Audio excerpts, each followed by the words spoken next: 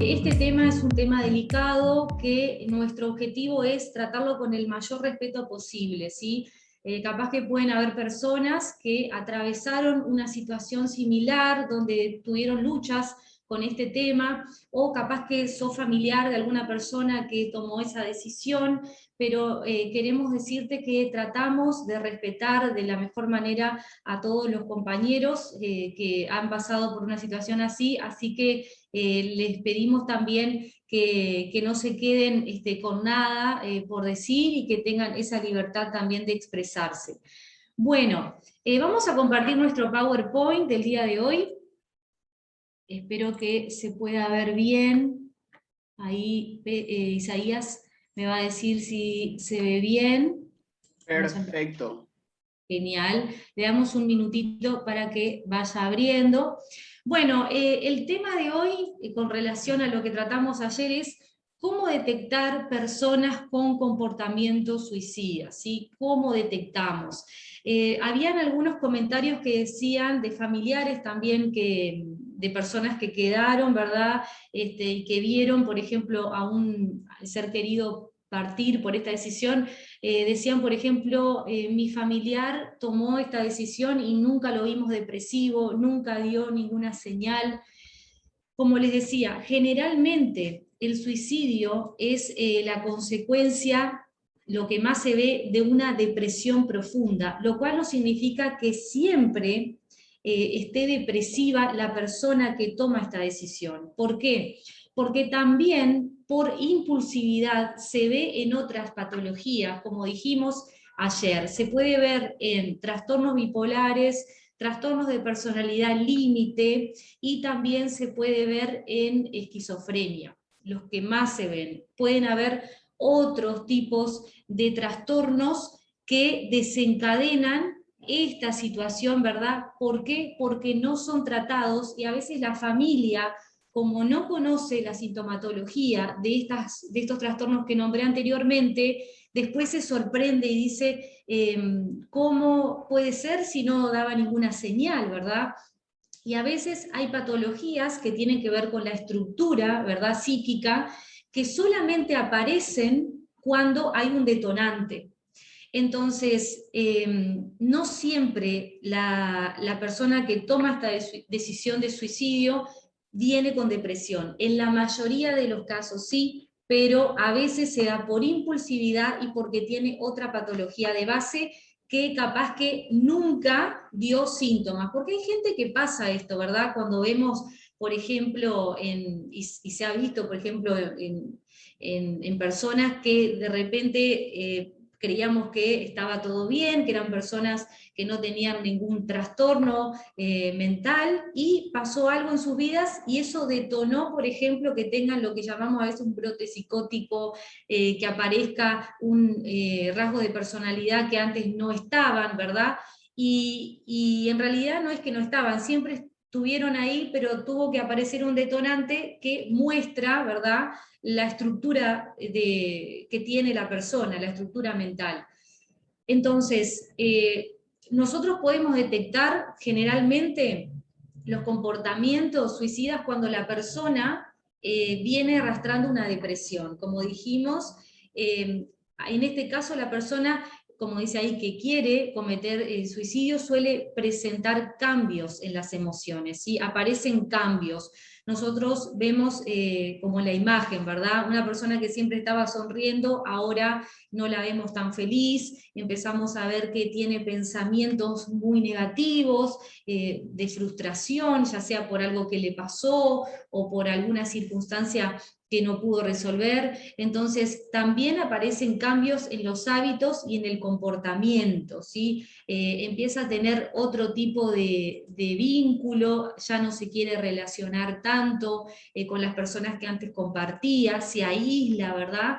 Entonces, entre esos cambios, y quiero que presten atención, que seguro están escuchando ahí, pero para tener bien en cuenta, tenemos que saber que la tristeza aparece, ¿verdad?, como un indicador de una persona que puede llegar a tomar la decisión del suicidio.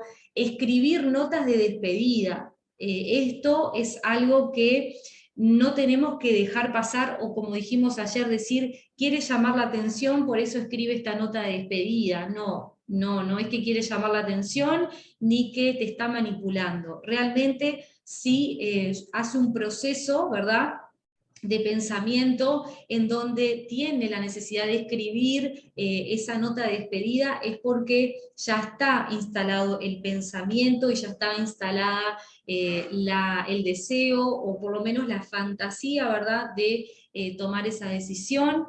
También la entrega de posesiones valiosas. Cuando una persona empieza a despojarse de aquellas cosas que son importantes para sí misma, y uno dice, ¿por qué me trae esto? Si esto es valioso, aunque no sea algo de valor económico, puede tener un valor afectivo, un valor sentimental muy importante para la persona. Entonces tenemos que estar atentos, ¿sí? Si realmente la persona nos está regalando algo porque quiere darnos algo importante, o si es porque se está despidiendo. Isaías. Acá nos están comentando, justamente nos están preguntando si las señales de comportamiento suicida son iguales en los adolescentes que en los adultos mayores. Son similares, sí, son similares, solo que el adolescente, capaz que lo que nos cuesta detectarlo un poquito más, porque el adolescente ya tiene la tendencia al aislamiento, a su espacio personal, a no querer de repente compartir tanto, sobre todo con las figuras parentales, y a veces podemos no darnos cuenta en el adolescente y decimos, es común que esté encerrado en su pieza, o decimos, es normal, está en la etapa de la adolescencia, pero realmente el adolescente que se aísla, el adolescente, otra pregunta que había también era en relación con los juegos, por ejemplo, los videojuegos, que pasa todo el día jugando, que está como en otro mundo, tampoco es algo normal, ¿sí? Y realmente los adolescentes y los adultos mayores tienen las mismas características a la hora de encontrar esos cambios de comportamiento, ¿sí? Se ve que muchos pueden tener justamente ese aislamiento, pero más pronunciado, el buscar un escape. Capaz que el adolescente puede buscar ese escape a través de los videojuegos como para escapar de su realidad, y capaz que en los adultos mayores vemos que consumen más alcohol, ¿verdad? Sobre todo si es una persona que ya tiene esa tendencia. Entonces sí es similar, ¿verdad? Esto lo hablamos de manera general, como decía Isaías, cada caso es particular, por eso es importante la consulta personalizada, psicológica, donde ahí podemos profundizar, porque cada persona trae consigo una historia de vida, una historia autobiográfica, trae justamente mucho camino recorrido, ¿verdad?, que tiene que ver con la influencia del medio, de su familia, experiencias personales. Entonces hay que poder conocer en profundidad, pero sí los síntomas se comparten en adolescentes, en adultos, en personas que ya están en la tercera edad. Entonces, entregar posesiones valiosas, ¿verdad?, el aislamiento, el incremento en consumo de sustancias, y tenemos que tener cuidado también con el consumo de sustancias, porque hay personas que toman esta decisión estando bajo el efecto de la sustancia. Cuando la persona toma alcohol, como es una sustancia que desinhibe, ¿verdad? Parece como que se siente más, entre comillas, porque la verdadera libertad no significa que uno tiene que estar tomando para sentirse más libre, pero se siente más desinhibido, se siente la persona con menos represión, ¿verdad? Y a veces en un acto de impulsividad toma esta decisión. O si consumió droga y de repente, como no puede dominar la adicción, se pasa, ¿verdad?, de la sustancia, se pasa de la cantidad que tiene que tomar.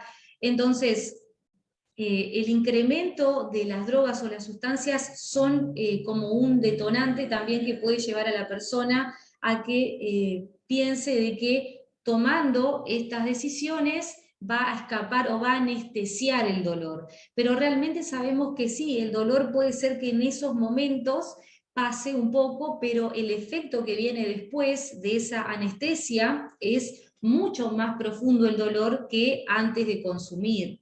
Entonces, también vemos cambios en la persona que puede llegar a estar pasando por esos pensamientos o esos deseos de tomar la decisión cuando aparecen trastornos en el sueño y en el apetito. ¿Sí? Ustedes saben que tanto los trastornos del sueño como los trastornos del apetito en la depresión se ven muchísimo. ¿Sí? Hay pacientes que dicen, por ejemplo, no puedo comer, o me dijeron muchas veces, me olvidé de comer, es que no siente hambre porque tiene como el estómago cerrado, o pasa lo contrario, comen muchísimo, porque canalizan esa ansiedad, la canalizan a través justamente de lo que es la comida.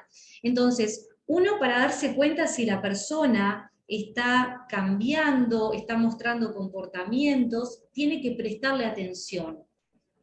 Hay momentos donde la persona nos dio muchos indicadores, pero nosotros, o porque es adolescente, o porque pensamos que es algo normal, no le prestamos la atención suficiente. Pero siempre la persona que va a tomar o que está pensando en tomar esta decisión, alguna cosita empieza a expresar, ¿verdad? Algún cambio fuerte se nota que no está pudiendo ser como siempre, a menos que tenga la persona un trastorno de base. Esto lo repito porque había muchas preguntas relacionadas a esto. Bueno, tenemos que también conocer lo que llamamos los precipitantes, ¿verdad? Que pueden ser, por ejemplo, qué circunstancia podría precipitar la conducta suicida. Si bien la persona puede por mucho tiempo venir arrastrando estos pensamientos, aparece un precipitante, un detonante, que es como la gota, como vimos en el video ayer, que derrama todo el vaso, que se viene acumulando, ¿verdad? Entonces, como dice ahí, los precipitantes pueden ser vistos como la gota de agua que rebosa el vaso y pueden llevar a alguien que estuvo pensando en quitarse la vida a dar el paso, ¿verdad? Es importante que podamos pensar también, y acá quiero hacer un stop, en todos las emociones o los problemas que vos también podés venir acumulando en este tiempo. El ejemplo del vaso es un ejemplo fundamental que refleja gráficamente muchas veces cuando soportamos situaciones y empezamos a acostumbrarnos a aguantar, a soportar, y creemos que eso es lo que nos toca, y decimos, bueno, estoy sintiéndome así, pero igual voy a soportar, no voy a hablar con nadie, no voy a pedir ayuda porque tengo vergüenza o porque siento culpa, porque yo generé una situación negativa y ahora estoy pasando por esto. Pero realmente ninguna persona tendría que tener esta actitud, sino que a pesar de que te dé vergüenza o que vos pienses que no deberías, sí es necesario pedir ayuda, ¿sí? Repetimos esto varias veces porque sabemos en este momento somos 754 personas que están mirando esta capacitación. Vos podés también ser un profesional incluso del área de la psicología. Podés ser un profesional en psiquiatría, un médico, un enfermero, o podés tener otra profesión, y sabemos que esto no tiene nada que ver con la actividad que vos desarrollás en tu día a día. Somos todos personas, somos seres humanos, y sobre todo cuando trabajamos con gente, con otras personas, podemos entrar también en lo que es el estrés laboral, y el estrés laboral también dispara muchas emociones y comportamientos que cuando nos vemos sobregirados, y no solamente comportamientos o emociones internas, sino que además sabemos que cerebralmente el cortisol aumenta y esto genera una inestabilidad en todo y nos sentimos mal, nos sentimos frustrados, cansados, y hay gente que no lo soporta, ¿verdad? Y determina esta decisión. Entonces, si vos también sos un profesional y te sentís abrumado o te sentís sobregirado porque además de tu profesión desarrollás otras tareas, también es necesario que te analices, también es necesario que pidas ayuda y también que puedas conocerte, ¿verdad? Porque estamos acostumbrados a decir que podemos con todo, pero en realidad siempre es necesario un otro que esté ahí para sostener y para darnos una devolución de aquellas cosas que no podemos ver en nosotros mismos. Entonces, la idea de hoy es poder cortar con el prejuicio, poder cortar con el qué dirán y dar ese pasito, que es un paso muy grande, el poder acercarte a un profesional que te puede ayudar. Entonces, seguimos un poco más. Cuando hablamos de precipitantes, ¿qué puede pasar, verdad, que confirme a la persona o que le determine a tomar esta decisión? Por ejemplo, una discusión con una persona importante o con alguien amado. Y acá me gustaría reflexionar un poquito la importancia que nosotros tenemos con los vínculos, ¿verdad? Con la gente el vínculo con la gente que queremos, que nos rodea. A veces hay situaciones en las cuales tomamos distancia o dejamos de hablarnos o ya tachamos, ¿verdad? Y rechazamos a una persona porque dijo algo o hizo algo que nos lastimó, que nos dañó, y negamos ese perdón, ¿verdad? O incluso nosotros mismos también podemos haberle fallado a alguien y decimos, ¿cómo pude haber hecho esto o dicho esto? Y en realidad ahí lo que aparece siempre es la falta de perdón. Y la falta de perdón genera discusiones, genera que la otra persona se sienta desvalorizada cuando no recibe un retorno en la comunicación.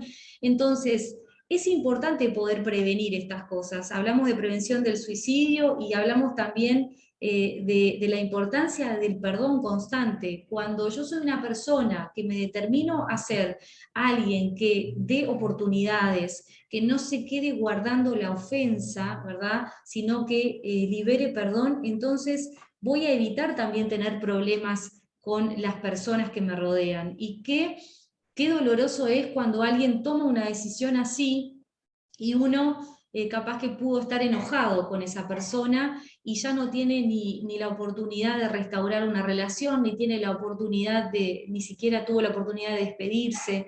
Entonces, más allá si estamos viviendo un problema así o estamos luchando con depresión, con ansiedad, con este tipo de pensamientos negativos, esto para todos, creo que la reflexión es poder ser personas que seamos rápidos en perdonar, ¿verdad? No porque el otro se lo merezca, sino porque nosotros mismos nos merecemos ser libres de todas las emociones de tristeza, todas las emociones tóxicas que vienen a empezar a generar en nuestro corazón ataduras, ataduras emocionales, ataduras espirituales, que solamente se pueden romper cuando tomamos la decisión de perdonar y perdonarnos.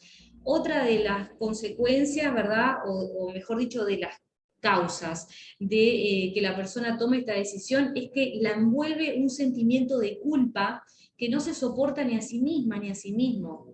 Entonces, nosotros el mundo interno de alguien no lo podemos conocer, ¿verdad? Pero sabemos que cuando la gente lucha con esas culpas, esas situaciones que reconoce como imperdonables, se vuelve muchas veces juez de sí misma o de los demás.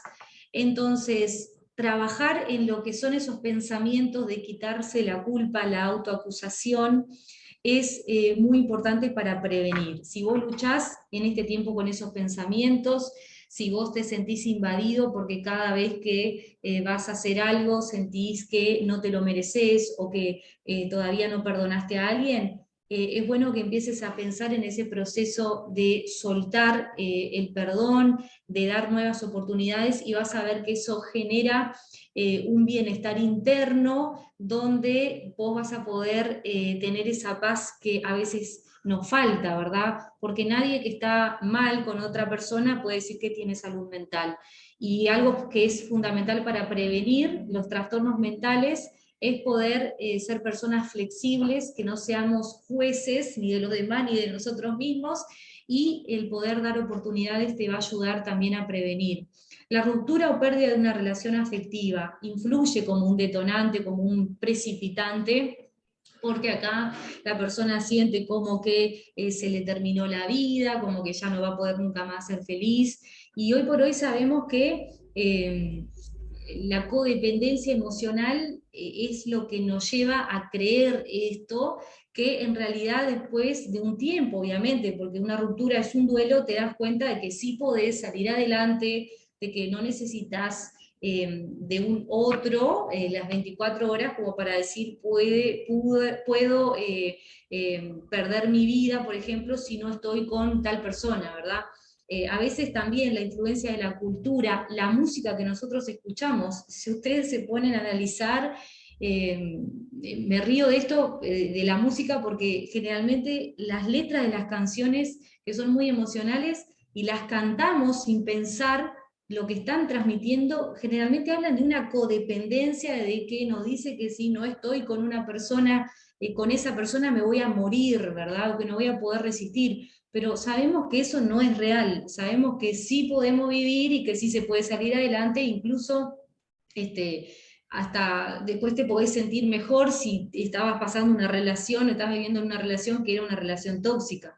Entonces, hay que poder bajar a tierra lo que culturalmente nos rodea o nos invade, ¿verdad?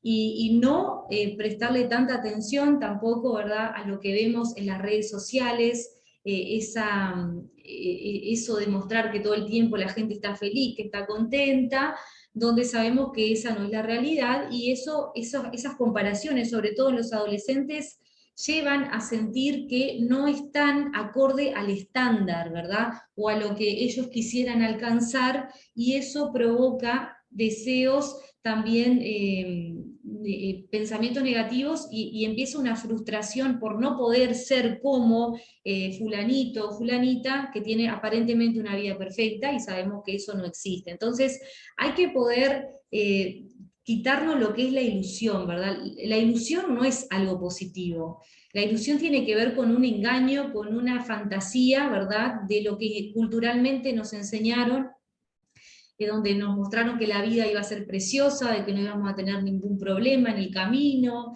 de que todo iba a estar bien, y sabemos que esto no es así, no es así. Hay momentos donde vamos a tener que aprender y donde vamos a pasar aflicciones, ¿verdad?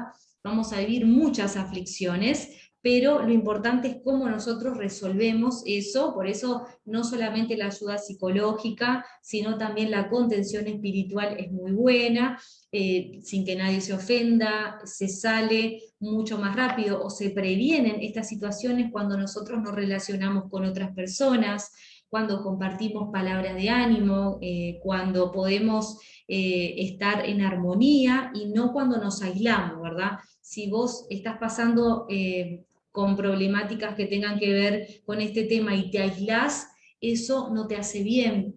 El encontrar siempre a alguien de confianza para poder expresar sin temor lo que te pasa también genera un alivio emocional, ¿sí? No cargar vos solo, sino compartir, aunque es un proceso no tan fácil. Entonces, el suicidio de un familiar, de un amigo o de un personaje público también puede ser un precipitante, porque a veces está esto de, tengo una figura de referencia y tomó esta decisión, entonces como es mi modelo a seguir, si yo estoy teniendo sentimientos negativos, voy a tomar esa decisión porque él lo hizo, y si él lo hizo, entonces todos podemos.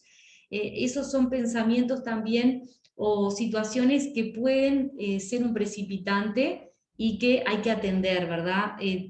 Sobre todo los padres de adolescentes, atender cuáles son los personajes de referencia que tienen, a quienes siguen en el Instagram, qué tipo de música escuchan, ¿sí? Porque la música tiene palabras, obviamente, y las palabras tienen espíritu. Entonces, como les decía ayer, si yo me siento triste, ¿verdad? Estoy pasando una depresión, y en vez de poder cambiar lo que escucho, pongo canciones más tristes, entonces eso me va a llevar también a, en vez de mejorar, aumentar ese dolor interno. Y es verdad, las palabras tienen poder y tienen espíritu. Entonces, si yo cambio de música, si yo busco otras letras que no sean negativas, todo eso va a ir entrando, ¿verdad? Y va a ir generando cambios. La música tiene una influencia fundamental en nuestro sentir. en nuestro sentir, y a veces cometemos ese error, de ya que estamos mal, ponemos, por ejemplo, Arjona, o ponemos, digo Arjona porque sé que las letras, algunas son un poco bajón. Es lindísimo escucharlo, pero si estás mal no te lo recomiendo, es mejor que escuches otro tipo de música. Lo mismo el abuso de alcohol o de otras sustancias, la aparición o el agravamiento de un trastorno mental. Como dijimos, a veces nos sorprendemos porque una persona tomó esta decisión y no dio signos aparentes y capaz que estaba teniendo un trastorno mental que nunca había sido tratado, y por eso hay que poder conocernos y conocer también a las personas que nos rodean. Hay cambios también inesperados en las circunstancias de la vida que pueden llevar a una persona, por ejemplo, una adversidad, la pérdida de un trabajo, el pensar que perdió la oportunidad de su vida, esos pensamientos de derrota, vienen también como a ser el detonante. También algún abuso sexual, algún acontecimiento traumático que nunca lo trataste, va a tener también una incidencia en lo que vos sentís y en lo que vos pensás. Por más que haya pasado mucho tiempo, hay que poder trabajar esos eventos traumáticos que te marcaron, ¿verdad? Nuestra psiquis es un todo, ¿verdad? Y cuando hablamos de trauma, eso viene a ejemplificar como una rajadura. Entonces, esa rajadura, por más que no la vemos, está, y como está ahí y nunca se cerró, entonces va a traer consecuencias después. La pérdida de un estatus social o un episodio vivido como pérdida puede ser un precipitante. Bueno, una de las preguntas que se daban ayer era cómo se puede ayudar al familiar o al amigo de una persona que se ha suicidado, porque algo que tenemos que entender, el duelo, cuando es el duelo por suicidio, es diferente en algunas situaciones a lo que es el duelo normal. El duelo por suicidio, lo primero que aparece en todas las personas que le rodearon a la persona que tomó la decisión es la culpa. Entonces empieza a preguntarse los familiares o los amigos, ¿por qué no lo llamé ese día? ¿Por qué no me acerqué? ¿Por qué no le dije que iba a estar todo bien? ¿Cómo no me di cuenta? Y uno se empieza a sentir como que fue muchas veces, y esto es a nivel inconsciente. Por eso digo que en terapia esas emociones van a ir apareciendo, pero no somos conscientes, ¿sí? Sino que esto se da a nivel inconsciente, o también en algunos casos consciente, un sentimiento de culpa, como que el responsable del fallecimiento de ese familiar es uno mismo. Entonces se siente con vergüenza porque es como que él mismo realizó, dio el paso para que a la otra persona tomara la decisión, se siente responsable de una muerte, y sabemos que cuando una persona se siente responsable de una muerte es como que le asesinó, ¿verdad?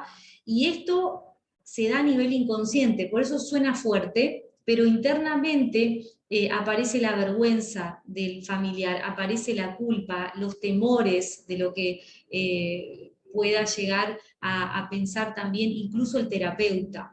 En la sesión no quieren ni siquiera hablar a veces de esos sentimientos de culpa, porque claro, como piensan que son los responsables de lo que pasó, no quieren sentirse de alguna manera descubiertos.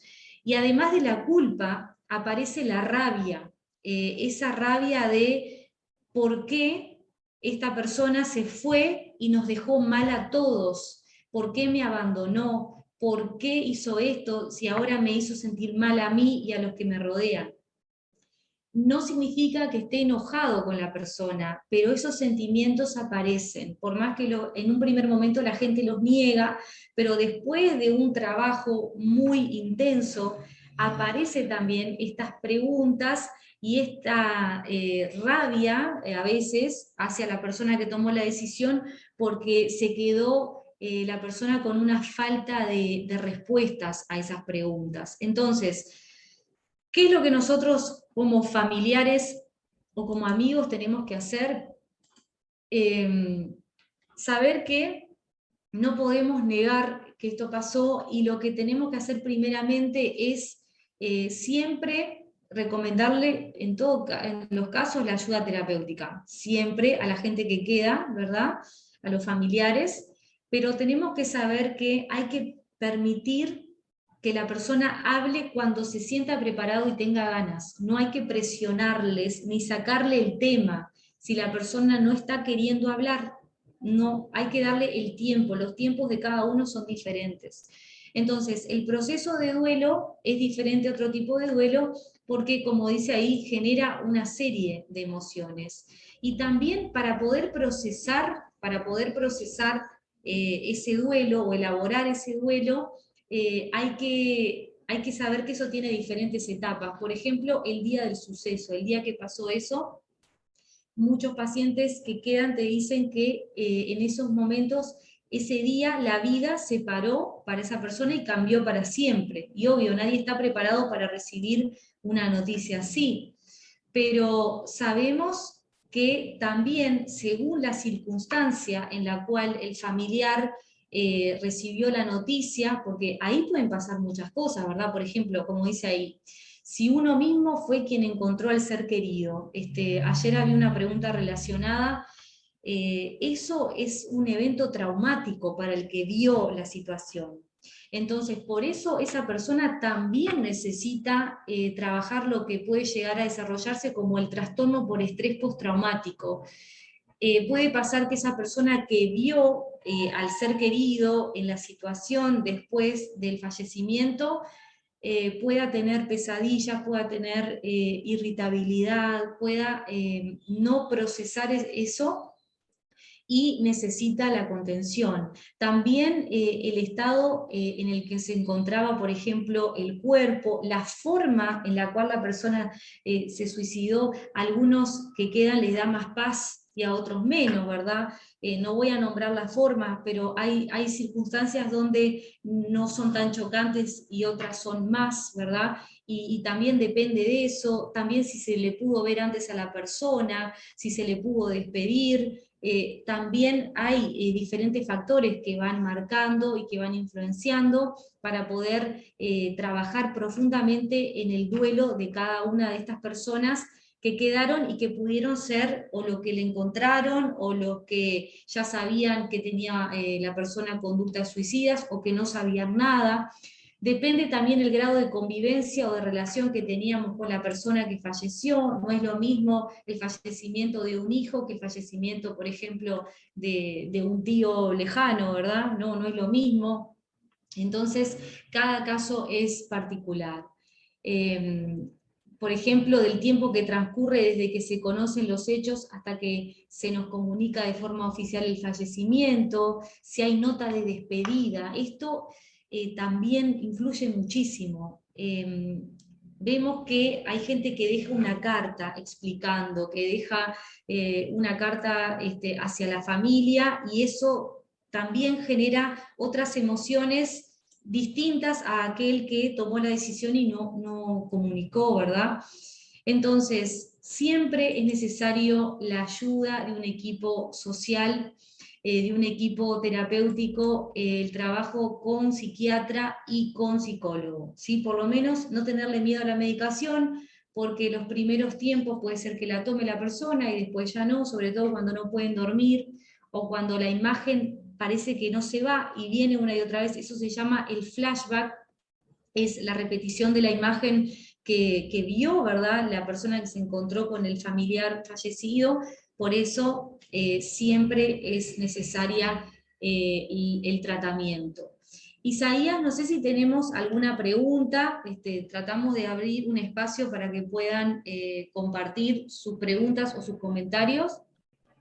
Perfecto, acá están viniendo varias preguntas. Hay una de estas que dice, la palabra tiene poder, de bendición o de maldición. Hay que cuidar lo que uno dice. Y ligado a esto, hay un caso de una persona que le manda a su hija a una iglesia donde se congrega, pero ahí le hacen bullying y le apartan por su condición depresiva y ya no sabe más qué hacer. Bueno, qué tema, ¿no? A ver, primero que nada tenemos que saber, y acá voy a hablar de esto porque se da el pie, ¿verdad? Que las personas, por más que vayan a una iglesia, siguen siendo personas, y que hay una frase que dice, ¿no? Que en la viña del Señor hay de todo, menos uvas, viste que uno dice a veces, ay, la viña del Señor, y personas que tengan un desarrollo emocional o una madurez emocional grande, y que hayan sido sanadas, van a poder dar esa restauración, pero hay personas también que son muy inmaduras emocionales, por más de que hace mucho tiempo que estén en una iglesia, porque eso no depende de que uno, porque va a la iglesia, es bueno, nada que ver, al contrario, la iglesia es como el sanatorio donde vamos todas las personas que sabemos que tenemos que sanar, ¿verdad? Porque no es la gente la que sana, sino que para los que tenemos fe y creemos en Dios, sabemos que es Dios el que hace la obra, no la gente. Por eso, yo lo que le recomiendo, que si la persona está depresiva, si se siente que le están haciendo bullying en ese lugar, y que si no le está sumando, que no hay solamente una iglesia, hay muchas, y que capaz tiene que cambiarse de iglesia y no pasa nada, ¿verdad? Hasta que uno encuentra su lugar. Es como el terapeuta. Hay personas que dicen, me gusta este profesional para ir a consultar, y otros escuchan a la misma persona y dicen, a mí no me gusta. Y bueno, hay lugares donde tenemos que estar y otros lugares donde tenemos que cambiar. Así que le recomiendo a esa persona que si no se está sintiendo bien, si se siente atacada, entonces que pueda dar ese paso y cambiar, ¿verdad?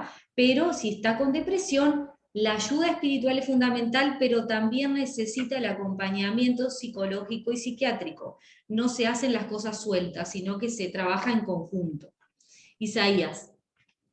Sí, acá también nos están preguntando con respecto a cómo se aplican ciertas estrategias cuando hay un intento de suicidio en un local escolar. En un local escolar, bueno, sí, seguramente será de algún adolescente, ¿verdad? O de algún preadolescente. ¿Cómo? Primeramente, siempre acompañando a esa persona, si a ese adolescente o a ese joven, no sacar, no dejarlo solo, no dejarlo solo, no, no perderle el rastro, ¿verdad? Por lo menos hasta saber que empieza un proceso terapéutico, pero tenemos que cuidar eso, y sobre todo, por ejemplo, en los recreos, en los momentos donde ya no está en situación de clase o cuando pide para ir al baño, ¿sí? Siempre ponerle a alguien que le acompañe, un compañerito, una compañerita, estar observándolo y no confiar de que porque una vez lo intentó y no le salió, entonces ya nunca más lo va a intentar. No, nunca dejarlo solo, nunca dejar solo a esa persona, entonces se le pone, o incluso a alguna profesora que sea, como a veces se le dice, los profesores sombra, las maestras sombras, que a veces son para ayudar, ¿verdad?, a los que tienen problemas de aprendizaje, pero en este caso sería para acompañarlo en ese tiempo donde está estudiando, o si no algún compañerito que sea más responsable, pero nunca quitarle la mirada si todavía está en ese proceso de tratamiento, porque claro, esto en un descuido no sabemos qué decisión puede tomar. Entonces, hacerle un seguimiento constante y no descansar, ¿verdad?, de que ya pasó y que no lo va a intentar de nuevo. Isaías. Sí, acá nos están preguntando también, una persona que toma la decisión y piensa realmente que la solución es desaparecer lo malo, que si uno no recibe ayuda realmente materializa, y lo digo porque yo lo viví y pedí ayuda, y pedir ayuda no es fácil porque uno no es consciente de que está mal. Bueno, gracias por ese comentario, excelente, porque cuando uno hace una referencia personal y cuenta con autoridad lo que le pasó, ahí eso ya tiene un valor muy alto. Sí, es difícil pedir ayuda, pero también este tipo de espacios como el que estamos teniendo ahora nos ayudan como para dar ese empujoncito. Por eso yo repito tantas veces, y los compañeros también hacen hincapié en lo que es el pedir ayuda, el ir a consultar, ¿verdad? Estas capacitaciones tienen como objetivo la prevención. Entonces, hablar de esto es prevenir. Y a veces no es que uno no quiera pedir ayuda, sino que no se anima o que piensa también que es la única persona en el mundo que está pasando por esto. Y después te das cuenta, a través de estas capacitaciones, que mucha gente también está pasando por lo mismo y que ya otros también atravesaron esas circunstancias. Entonces uno dice, bueno, no es tan raro lo que me está pasando, entonces voy a pedir ayuda como otros pidieron ayuda.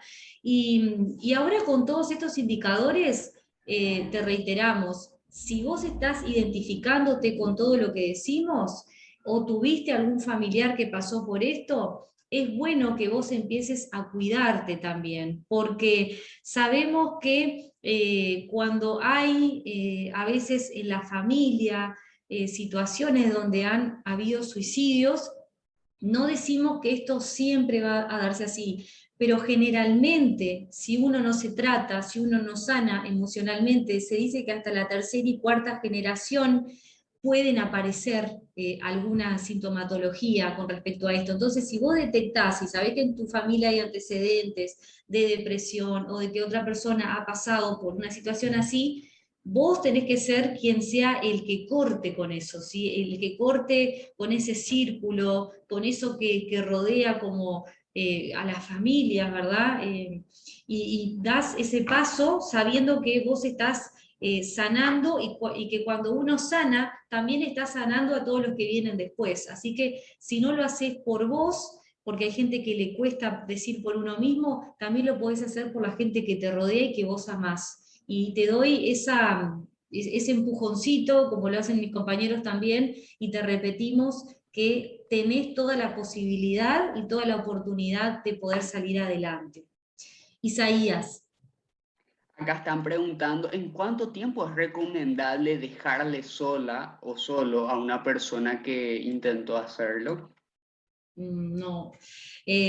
Bueno, generalmente cuando hay un intento de suicidio hay una internación después, porque no se le deja solo, no se le deja sola, en los primeros tiempos no se le deja sola a la persona, es más, tiene que internarse para hacer un buen tratamiento.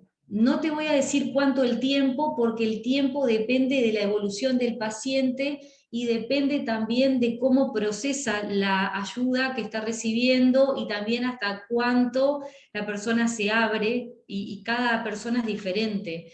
Pero sí, lo que te puedo decir es que nunca se le tiene que dejar solo a una persona que ya tuvo un intento. El acompañamiento tiene que ser constante hasta que haya una evaluación psicológica, psiquiátrica también, que digan, bueno, ahora sí ya está apto está dado de alta, pero generalmente mucho tiempo necesita el acompañamiento.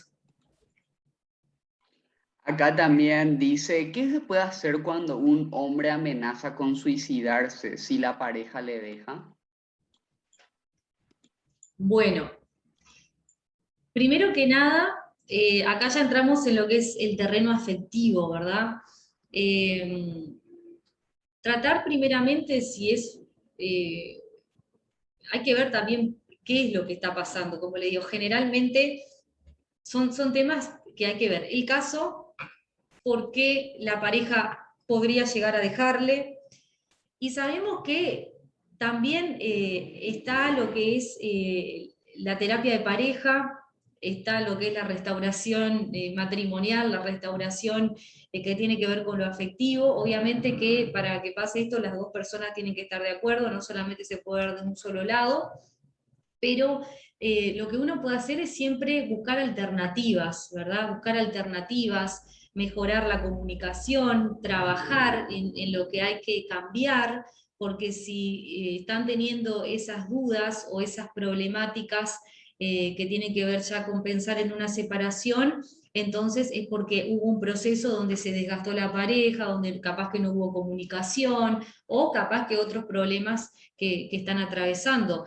¿Qué es lo que uno tiene que hacer en ese momento? Si es, por ejemplo, tu pareja y vos ya tomaste la decisión de que no querés seguir más, recomendarle también que consulte, también hablar, un poco se trabaja lo que es la codependencia emocional, y también analizar un poquito en qué situación. Me encantaría profundizar en esto, pero ¿qué pasa? Como no sé el caso, no sé si es un matrimonio, no sé si es una pareja de hace poco tiempo, no sabemos si la persona también está atravesando o tiene algún trastorno que le lleve a hablar sobre esto, pero sí es importante que atienda esos llamados de alerta, ¿verdad? Pero tampoco si la persona ya se da cuenta que no da la relación o que no decide no seguir, tampoco que eso que te dice vos tengas que estar esclavizado a alguien que no está bien emocionalmente. Por eso, hay que guiarle a una consulta, vos podés ahí decirle, bueno, yo no te voy a soltar, ¿verdad? Pero solamente si vas a la consulta, si vamos a terapia, entonces ahí capaz que se puede mejorar la situación, o en terapia se dan cuenta que ella no va mal la pareja y bueno, ya está. Pero nunca tampoco soltarle a una persona, o sea, que te está diciendo que está pensando o que se va a quitar la vida, porque cuando ya lo dicen es porque hay un proceso ahí que pasó por su mente. Isaías. Acá están preguntando si la persona no se deja ayudar, ¿qué hacer? Bueno, esta es una pregunta reiterativa, una buena pregunta, pero yo creo que cuando nosotros vamos con empatía a hablarle a alguien, muy difícil es que no se deje ayudar. El tema es que a veces nosotros mismos transmitimos mal ese deseo de ayudar y no lo hacemos conscientemente. A veces vamos y vamos como con la vara, ¿verdad? Y decimos, tenés que consultar, ya esto no da más, y así la persona que ya está mal emocionalmente no va a recibir eso. Pero si vos vas con empatía, si vos te sentás a hablar con la persona, le decís, le haces sentir cómoda, que no se sienta juzgada, que no se sienta perseguida, que vea realmente tu deseo de expresión de lo que significa para vos su vida, que para vos es importante, y que por favor que te dé una oportunidad, que vos le vas a acompañar, que vas a estar ahí esperándole. Y es difícil que la gente se niegue cuando le hablamos con amor, ¿verdad? No sé, yo creo que la clave está en el amor, en amar a la persona querida, ya sea tu hermana, tu hermano, tu mamá, tu familiar, tu amigo. Cuando uno va con humildad y sin ser un juez, es difícil que la gente no acceda. La empatía, hablale con empatía y vas a ver que va a acceder. Y si no accede, entonces igual vos le vas a decir que estás ahí, que vos cuando quiera, y se lo vas a repetir todas las veces que sea necesario, va a poder contar contigo, que no importa la hora, pero que vos vas a estar siempre para esa persona. Eso le da una confianza y seguridad, y estoy segura que en cualquier momento te va a pedir a vos que le acompañes a solucionar sus problemas. Isaías.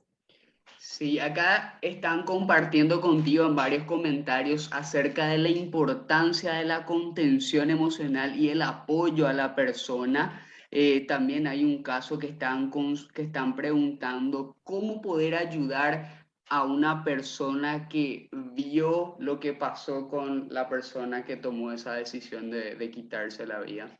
Bueno, lo que hablábamos anteriormente, ver un poquito en qué estado, ¿verdad? Vio la persona, o como dice, vio después que pasó todo, pero cómo quedó esa persona, ¿verdad? Como decimos, aparece el estrés postraumático en la persona que queda, aparecen las pesadillas.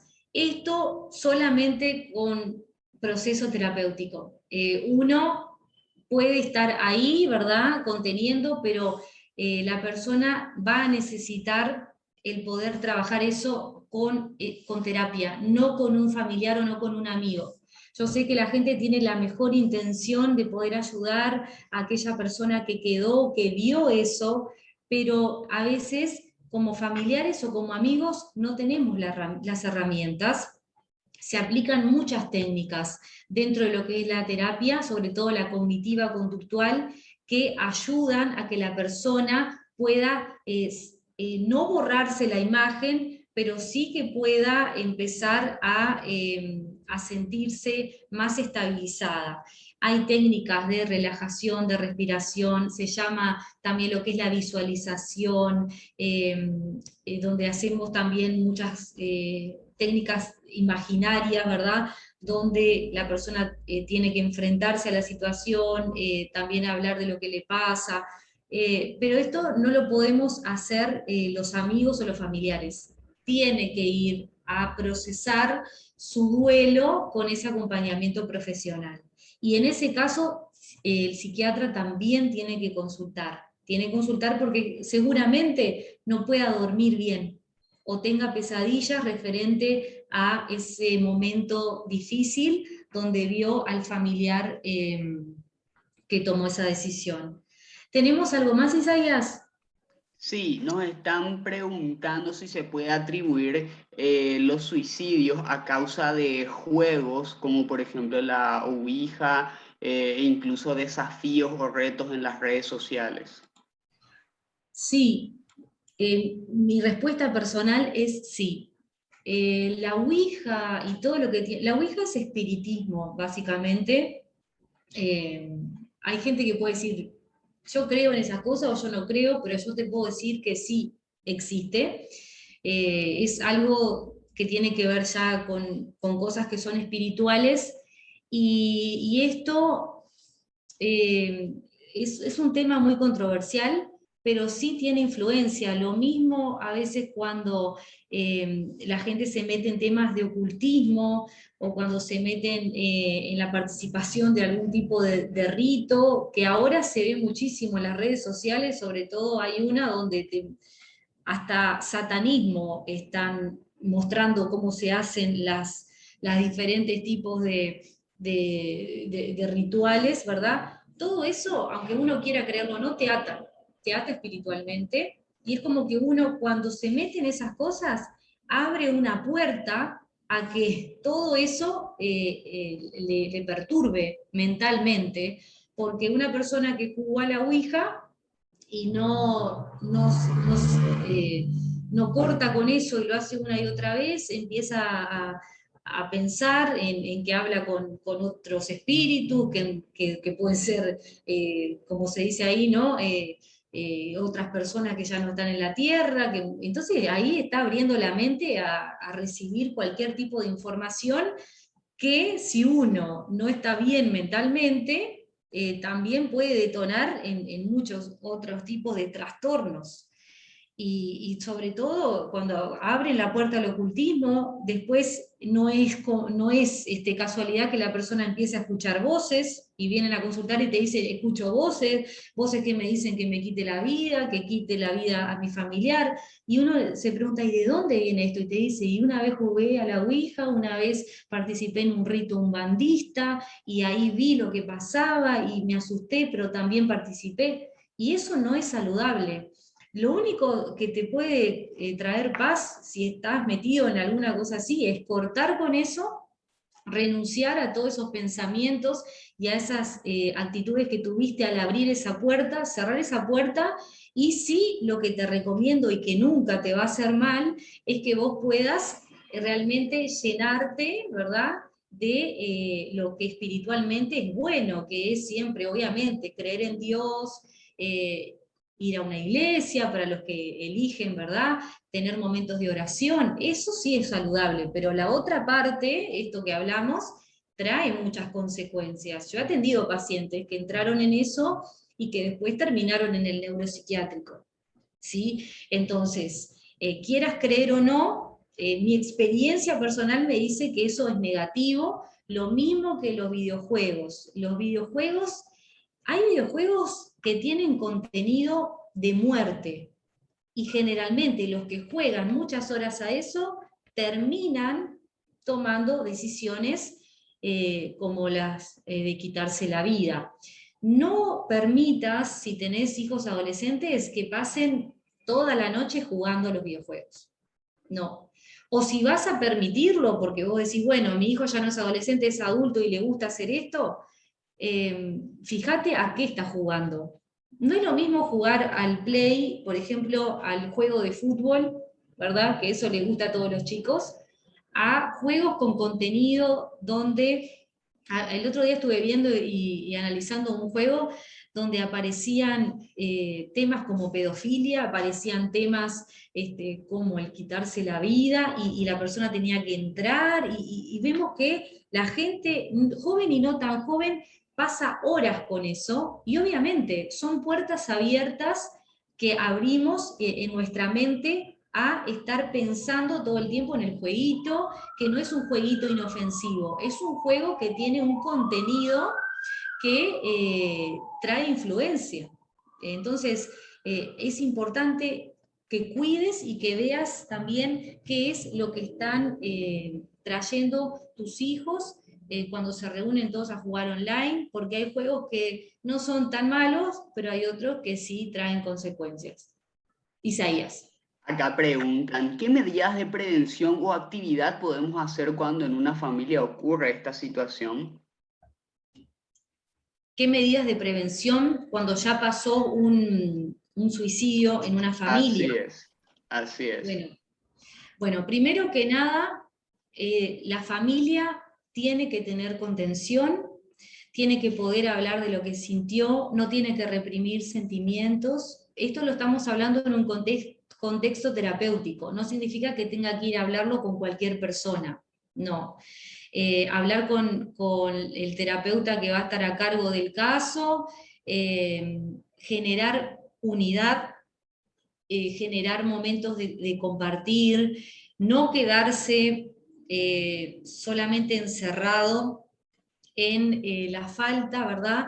Sino que siempre van a tener que tener un espacio y como familia poder buscar una contención que no sea solamente psicológica, sino también espiritual, como nombrábamos anteriormente, pero de la parte buena, ¿verdad? Compartir momentos juntos, estar conectados, no aislarse de la sociedad, relacionarse con otras personas y no permitir que los pensamientos de culpa o de rabia, que son los que sienten los familiares, te hagan pensar que vos sos el responsable de lo que pasó. Entonces se trabaja la culpa y la rabia que uno puede sentir, que no es responsabilidad de los familiares. Isaías. Sí, acá nos están preguntando cómo ayudar a un adulto mayor que quedó sin trabajo por problemas de la memoria. Tiene 60, indica que no se halla más, pero no acepta ir a terapia y su conducta es muy violenta. Bueno, si tiene problemas de memoria, tiene que ir a la consulta con el neurólogo, porque a veces puede ser un problema orgánico y no psicológico. Entonces necesita hacerse los chequeos médicos para ver dónde viene esa falta de memoria. El neurólogo le va a indicar qué es lo que tiene que tomar y a veces con la medicación y con lo que salga en el electroencefalograma va a detectar si es psicológico, emocional o si es orgánico que tenga que ver con un problema cerebral. Entonces, igual sería buenísimo que pueda acceder a la consulta, pero vuelvo a repetir, es la forma con la cual nosotros le indicamos a alguien, pero depende de la decisión de la persona. No podemos obligarle a la fuerza que vaya a una terapia.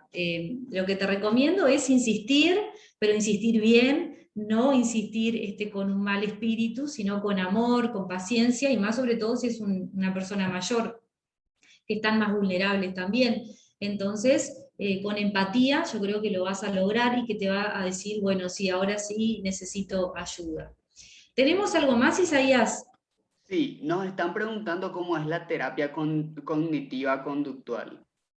La terapia cognitiva conductual implica para estos casos diferentes técnicas, ¿sí? Es, por ejemplo, diferente al psicoanálisis o diferente a otras terapias donde la persona solamente habla, eh, que también está buenísimo el psicoanálisis. Yo también utilizo, obviamente, según el paciente uno se va a ir adaptando, ¿verdad? Al paciente y a las técnicas que pueda aplicar, pero es práctico. La terapia cognitiva conductual es práctica, entonces es como que en el contexto de la terapia se le pueden dar muchas técnicas a la persona, como les dije, técnicas de respiración, de relajación. Si ya tuvo un intento o un gesto suicida, como vimos ayer, se le hace analizar los pensamientos a través de lo que ellos mismos van reflexionando acerca de lo que es la vida, de lo que es la muerte. Se hace una reestructuración cognitiva que se da con el paciente, donde se le lleva la reflexión y el cambio de pensamiento. Y bueno, muchas cosas hay dentro de la terapia cognitiva conductual, pero no significa que otras terapias tampoco sean positivas. Depende del paciente. Hay gente que no le gusta, hay gente que prefiere otro tipo de técnica, entonces el profesional tiene que ver qué es lo que le va mejor a cada uno. Isaías. Acá dice que es importante también desterrar los mitos del que el suicidio es de cobardes. Es comprender que es una enfermedad y que necesita de ayuda profesional, psicólogo y psiquiátrico. Bueno, gracias por eso, porque es algo que nos faltó decir ayer. No es ni valiente ni es cobarde, es una persona que está sufriendo y que encontró que esa podría ser una solución, pero no es una solución, sino que es un tratar de cortar con el dolor interno, pero sí, repito, si estás luchando con todo eso, no hay una solución, hay muchas soluciones. Y parte de la terapia implica conocer las soluciones a las problemáticas que pensamos que no tienen solución. Bueno, no sé, Isaías, si vos querés compartir alguna otra pregunta o ya podemos pasar a lo que resta, que tiene que ver con... ¿Sí? ¿Tenemos algo Sí, más o no? sí, acá hay algo más. Dice, hay un caso de una vecina con depresión postparto. En Mm, extrañas circunstancias murió el bebé. La mamá la acusaba y ella se suicidó. Es importante también conocer y dar a conocer la importancia de la depresión postparto. Ella era madre soltera. sí, fuertísimo. La depresión postparto es más común de lo que nosotros pensamos y son sentimientos encontrados. La persona que sufre esto realmente le duele lo que está pasando y bueno, no juzgar y conocer el caso en profundidad. Hay personas, la mayoría, que luchan sí con esos pensamientos en contra de su bebé y se sienten también culpables. No sabemos realmente en este caso si fue así o no, por eso yo no me animo a juzgar, obviamente a juzgar a nadie, ¿no? Pero no me animo a dar una devolución sobre esto sin conocer el caso, pero sí sé que la depresión postparto puede terminar en acontecimientos como el suicidio. Por eso a tiempo hay que detectarlo y saber que esto le puede pasar a cualquier persona. Bueno, eh, ¿tenemos entonces alguna otra pregunta o ya seguimos un poquito más? Sí, acá hay una última pregunta que es muy interesante. Dice, en una persona adulta joven, le ves aparentemente bien, consume alcohol esporádicamente, pero no acepta ir al psicólogo ni hablar del tema, no hizo su duelo, sufrió la pérdida de nuestro primer hijo, muy inesperado, es mi esposo. Nuestra pérdida fue hace 10 meses. Yo llegué a entrar en depresión, estrés postraumático, etcétera, pero sigo tratamiento. Mi esposo aparenta estar bien. A veces tiene momentos de tristeza y rabia, pero rotundamente no quiere hablar del tema. Le hace mal y necesita algo. Y si necesita algo me va a decir a mí y no a un psicólogo, dice. Bueno, entonces tenés el trabajo de lograr llegarle, como te digo, no se puede obligarle si no quiere, pero vos podés también con tus actitudes hablarle de la importancia de lo que es el tratamiento psicológico, explicarle también que la persona, el psicólogo no va a ir a contarle a otros tus problemas. Capaz que puedes contarle tu testimonio de que te sentís un poco mejor después de haber hecho tu proceso y que vos necesitas también que él te acompañe. Y también capaz que tu psicólogo o tu psicóloga podría hacer una intervención y pedir, por ejemplo, porque en este caso es un hijo, puede pedir, o por lo menos yo pediría que en una sesión, o sea, pedir que él vaya, que ustedes vayan como pareja, como padres, y también darle la oportunidad a ella que pueda hablar.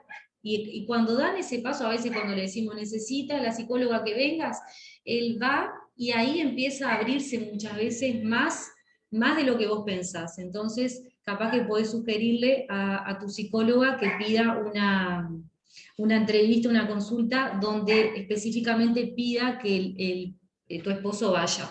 Que yo creo que eso le va a hacer bien.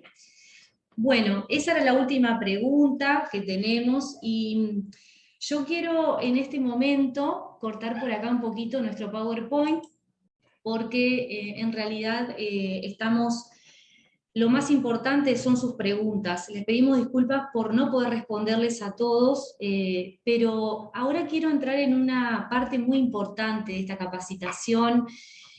Lo fundamental siempre es escuchar testimonios de personas que pudieron atravesar circunstancias como las que le nombramos. Y yo le quiero dar la palabra a una persona que vivió alguna circunstancia similar a esta, no me voy a adelantar, pero quiero darle la palabra porque sé que muchos se pueden llegar a sentir identificados, así que Isaías va a compartir un poco su testimonio. Bueno, eh, esto es algo un poco nuevo para mí, es la primera vez que lo comparto así de manera pública, ¿verdad? Allá por el 2018-2019 oficialmente me diagnosticaron con un cuadro de ansiedad y depresión. Había sido, era algo que ya venía de años anteriores. Y yo no podía darme cuenta porque siempre intentaba estar bien. El famoso, todo está bien, todo tranquilo, seguimos, ponerle la mejor actitud. Hasta que llegó un punto en el que ya no pude más. Me sentía solo, frustrado y no le veía sentido a mi vida. Busqué en todas partes algo que me haga sentir vivo, como por ejemplo los hobbies. A mí me gusta mucho el arte, la música, salía con amigos, pero era solamente como una anestesia al dolor interno, pero era solo momentáneo. Eso empeoró, cada vez yo me cerraba más y sentía que no podía confiar en nadie, porque apenas intentaba hablar el tema y me sentía juzgado. Sentía de repente también mucha fatiga, lo cual afectó en mi desempeño. Incluso empezó a afectar mi salud física. Bajé muchísimo de peso. Como no se imaginan, yo entré un poco gordito a la fundación y de repente quedé como un palito, ¿verdad? No tenía ganas de comer, de alimentarme. No, incluso el tema de la fatiga me provocaba mucho cansancio. Tenía astenia también justamente.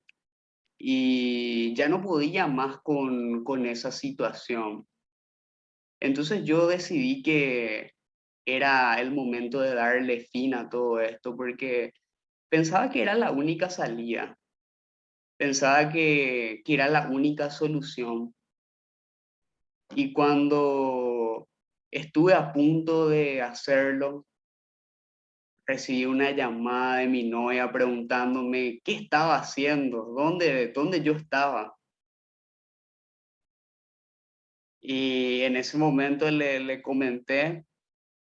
No esperé esa llamada realmente porque, porque por lo general todo es muy silencioso siempre con respecto a eso. Yo no di ninguna señal, no dije nada. Ella me detuvo en ese momento y me convenció de que había una solución. Me abrió el panorama a distintas posibles soluciones, ¿verdad? Y ella me acompañó a las consultas con el psicólogo, comenzó ahí mi proceso, en el cual mediante con ejercicios prácticos yo fui cambiando cosas en mi vida, sobre todo la parte de los pensamientos negativos, que era con lo que yo más estaba luchando. Y no fue fácil, cada persona tiene su proceso y durante mi proceso yo lo volví a intentar, pero me tuvieron paciencia, empatía, me aferré a la familia, a los amigos cercanos de la oficina, que hoy también están compartiendo con nosotros, y me ayudaron a que, a que esto fuese más llevadero, ¿verdad? Y me sostuvo también la fe. Realmente era una época donde muchas personas oraron por mí, me daban palabras de ánimo para poder continuar. Y ahí yo entendí que yo era perdonado y que era amado por Dios.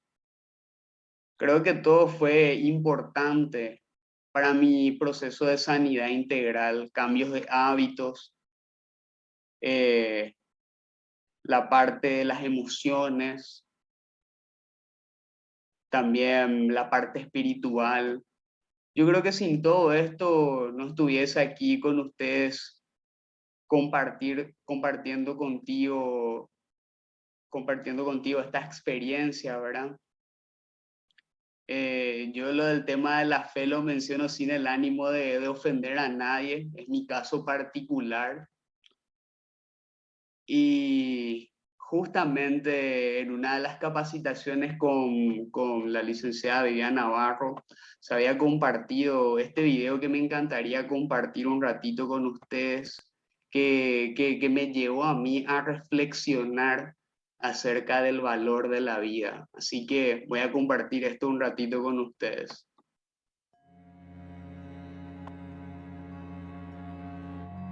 I remember when my father asked me to stay up all night to watch fireflies. I didn't want to, but he was right. It was the most magical thing I'd seen. My mother asked me to stay patient until the chickens got here. I just wanted to pull them out of their eggs and play. I was so glad I waited. This kid I knew asked me to stay on his team. We lost the game, but he became my best friend. And when I became a teenager, everyone kept telling me to stay. Stay focused, stay out of trouble, stay faithful. And all I could think of was the stress, the pressure, the expectations. The things I used to be excited about now seem nothing like I'd imagined. Pointless, heavy. And then people asked, "How are you?" And I said, "Fine." And people said, "Is there anything I can do for you?" And I said, "No." I tried to smile and hide my darkness.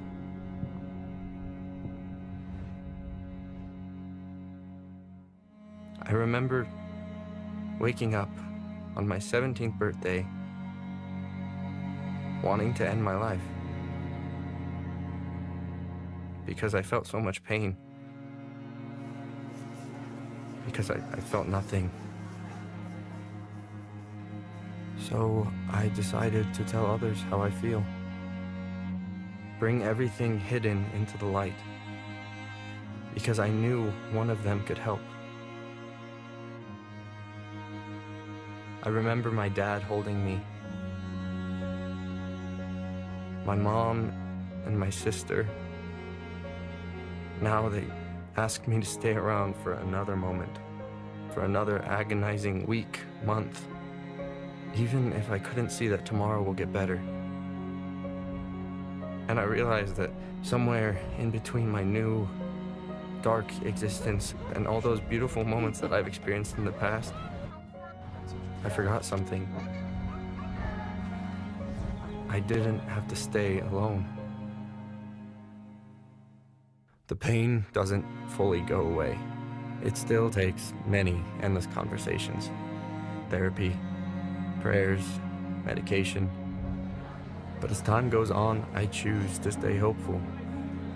I choose to stay, to experience small, simple things I love, to see new places, meet new people, to discover who I am, to be surprised, to be loved.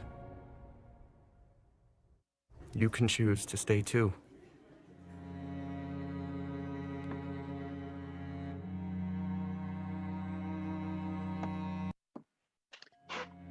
Y bueno, así como este joven, quizás vos que estás del otro lado, te pudiste sentir identificado, quizás conoces a alguien que se siente así. Yo me sentía así. Yo creo que elegir quedarse es, es de las mejores decisiones que, que uno puede tomar, ¿verdad? Y como dice el muchacho, el dolor sigue. Mm, De repente hay cosas, situaciones en la vida que uno pasa que no son sencillas, pero uno se permite poder vivir las experiencias lindas que tiene la vida. Porque así como en mi caso, Dios permitió que me rescataran en ese momento, Él usó la vida de algunas personas claves en ese momento. Yo pude experimentar en este tiempo cosas muy lindas en mi vida porque elegí quedarme. Yo no sé qué situación vos estás pasando en tu vida, qué tan difícil es, qué proceso capaz necesitas seguir continuando, porque no hay que bajar la guardia. Este tema es muy importante que podamos tenerlo presente en todo momento, que no bajemos la guardia, que estemos atentos a las personas que están a nuestro alrededor. Y mismo como estaban comentando, tener esa empatía, porque por miedo muchas veces uno no pide ayuda. Es difícil. He visto comentarios de personas que también por miedo les costó pedir ayuda. Así que a mí me encantaría hacerte una bonita invitación. Yo quiero invitarte a que elijas quedarte. A pesar de que es difícil, a pesar de que muchas veces la vida te golpea duro, que elijas quedarte. Porque siempre hay una salida a todo. Mientras nosotros tenemos vida, tenemos esperanza.